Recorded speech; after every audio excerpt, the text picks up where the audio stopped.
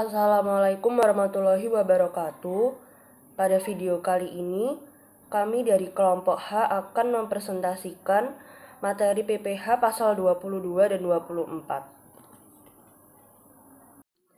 Sebelum mempresentasikan materi, saya akan memperkenalkan anggota kelompok H terlebih dahulu. Dengan saya Ayunda Mentari NPM 168, Safa Rizky Hamidah NPM 159, Rizky Dwi Nur Fadilah NPM 335, dan Najwa Rahma Fadelun Guntur NPM akhir 346. Baik, saya akan menjelaskan pasal 22. Berdasarkan pasal 22 UU PPH, pemungut pajak terdiri dari yang pertama, bendahara pemerintah. Bendahara pemerintah termasuk bendahara di pemerintahan pusat, pemerintahan daerah, dan juga lembaga-lembaga negara yang membayar barang. Hal ini mencakup pemegang kas dan pejabat dengan fungsi serupa. Yang kedua, badan tertentu. Baik badan pemerintah maupun swasta yang melakukan kegiatan impor atau produksi barang tertentu seperti otomotif dan semen. Yang ketiga, wajib pajak badan tertentu. Wajib pajak badan tertentu memungut pajak atas penjualan barang mewah seperti kapal pesiar, rumah mewah, dan kendaraan sangat mewah. Yang keempat, pihak lain ditunjuk untuk melakukan pemungutan, penyetoran, dan pelaporan pajak atas penyerahan barang atau jasa oleh rekanan sesuai MPK 58 MPK 03 2022. Yang kelima, menteri menunjuk pihak lain untuk pemungutan pajak atas penjualan emas, perhiasan, dan emas batangan. Pungutan PPH pasal 22 untuk wajib pajak tanpa NPWP adalah 100% lebih tinggi dibandingkan dengan wajib pajak yang memiliki NPWP. Selanjutnya, tarif PPH pasal 22. Pungutan pajak penghasilan pasal 22 ditetapkan sebagai berikut. Yang pertama, impor. Angka pengenal importir atau API 25% dari nilai impor. Non-API 7,5% dari nilai impor. Sedangkan yang tidak dikuasai 7,5% dari harga jual lelang. Yang kedua, pembelian oleh DJPB, bendahara pemerintah, BUMN atau BUMD, yaitu 1,5% dari harga pembelian, tidak termasuk PPN dan tidak final. Yang ketiga, penjualan hasil produksi, kertas 0,1% dari DPP PPN, semen 0,25% dari DPP PPN, baja 0,3% dari DPP PPN, otomotif 0,45% dari DPP PPN. Yang keempat, bahan bakar minyak, gas, dan pelumas. Penyalur atau agen final. Selain penyalur atau agen tidak final. Yang kelima, pembelian bahan untuk industri atau ekspor 0,25% dari harga pembelian tidak termasuk PPN.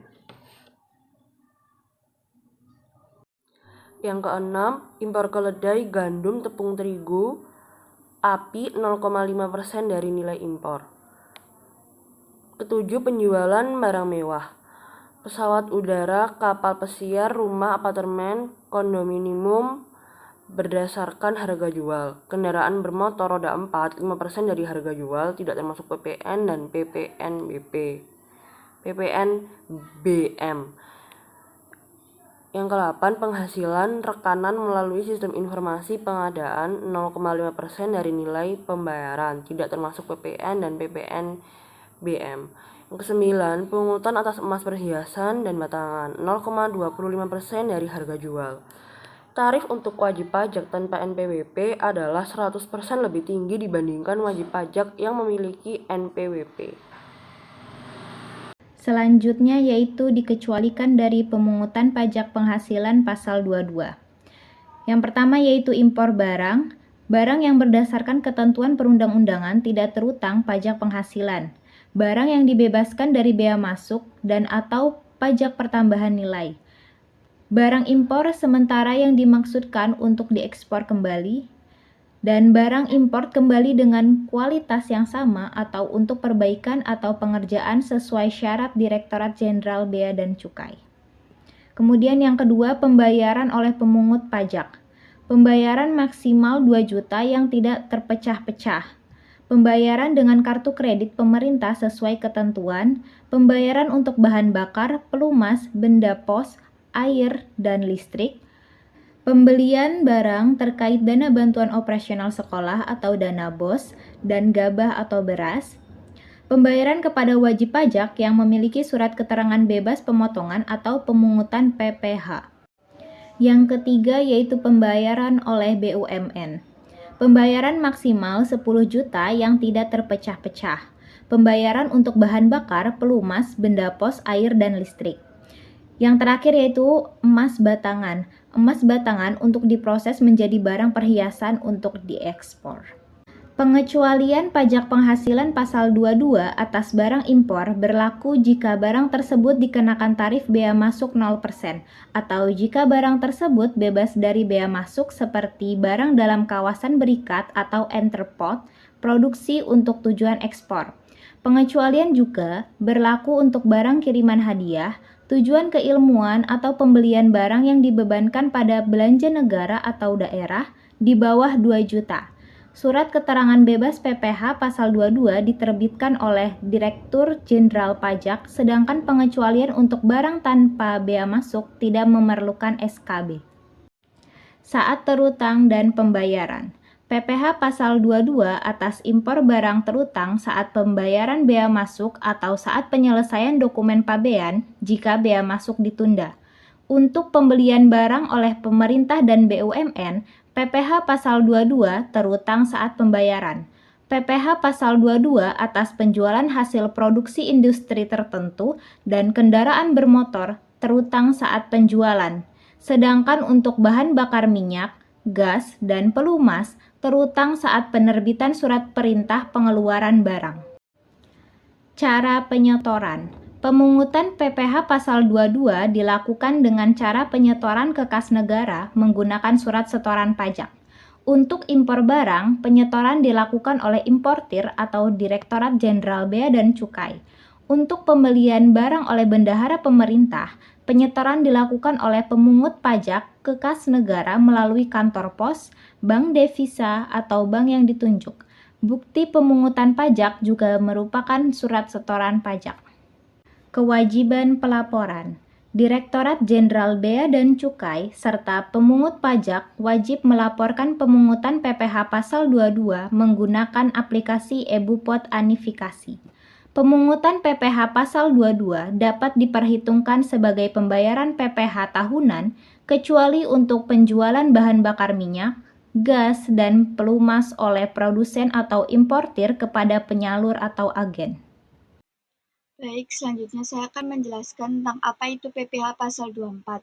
PPh pasal 24 atau biasa disebut dengan pajak penghasilan pasal 24 adalah sebuah peraturan yang mengatur hak wajib pajak untuk memanfaatkan kredit pajak mereka di luar negeri untuk mengurangi nilai pajak terutang yang dimiliki di Indonesia. Baik, selanjutnya saya akan menjelaskan tentang penghasilan kena pajak yang dapat digunakan untuk memotong hutang pajak di Indonesia. Yang pertama ada pendapatan dari saham dan surat berharga lainnya, serta keuntungan dari pengalihan saham dan surat berharga lainnya. Yang kedua, ada penghasilan berupa bunga, royalti, dan sewa yang berkaitan dengan penggunaan harta benda bergerak.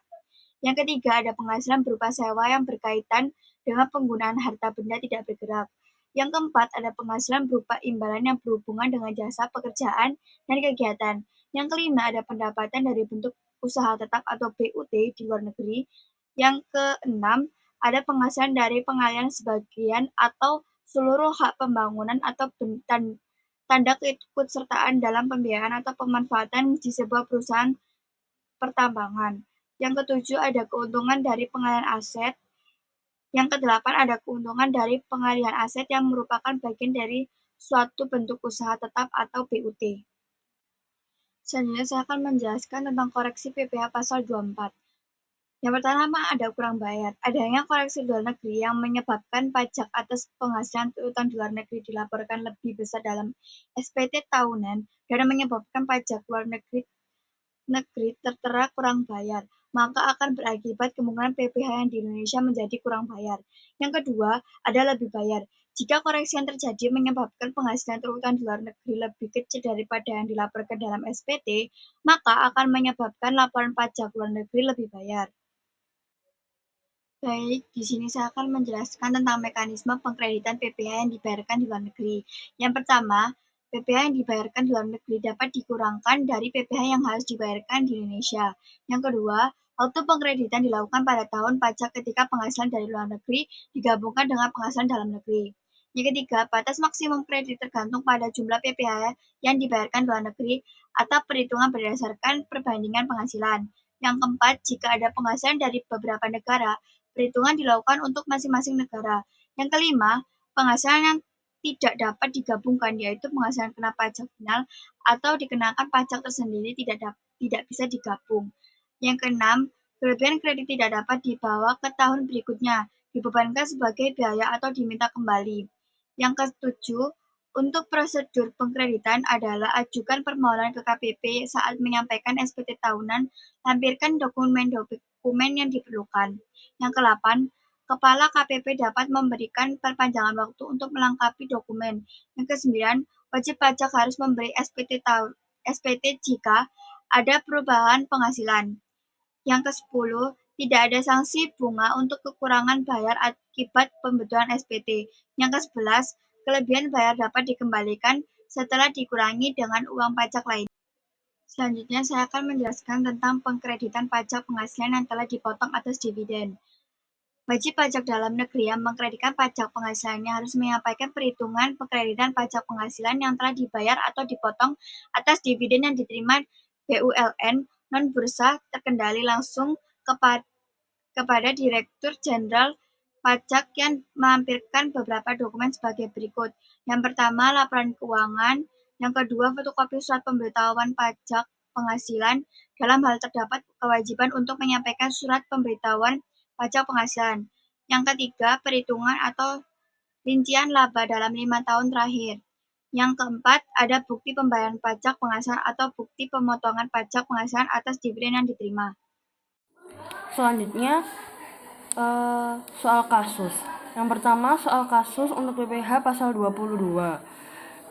PT AAA merupakan perusahaan kertas yang menjual hasil produksinya kepada PT BBB senilai 1 miliar 100 juta rupiah. Harga ini sudah termasuk PPN sebesar 11%. Baik, saya akan membahas soal kasus pasal 22, perhitungan pajak penghasilan pasal 22 atas penjualan kertas yang dilakukan oleh PT AAA kepada PT BBB. Yang pertama kita mencari DPP PPN-nya terlebih dahulu. DPP PPN sama dengan 100 per 111 dikali jumlah produksi yang dijual yaitu sebesar 1 miliar 100 juta dihasilkan 900 juta 90 juta 990.990 rupiah. Nah, PPh pasal 22 penjualan kertasnya yaitu tarif PPh pasal 22 atas penjualan kertas dikali DPP PPN-nya. Tarifnya yaitu sebesar 0,1% dikali 990 juta 990.990 rupiah dihasilkan 990.990 rupiah. Berikut adalah soal kasus PPh pasal 24. PT ABC tahun 2021 memperoleh pendapatan itu dari dalam negeri sebesar 25 miliar dan dari luar negeri sebesar 10 miliar. Asumsi pajak di luar negeri sebesar 20%. Untuk pembahasannya, total penghasilan yang tercatat adalah sebesar 35 miliar dari penghasilan dalam negeri di jumlah penghasilan luar negeri. Total PPh terutang 25% dikali 35 miliar sama dengan 8 miliar 750 juta rupiah.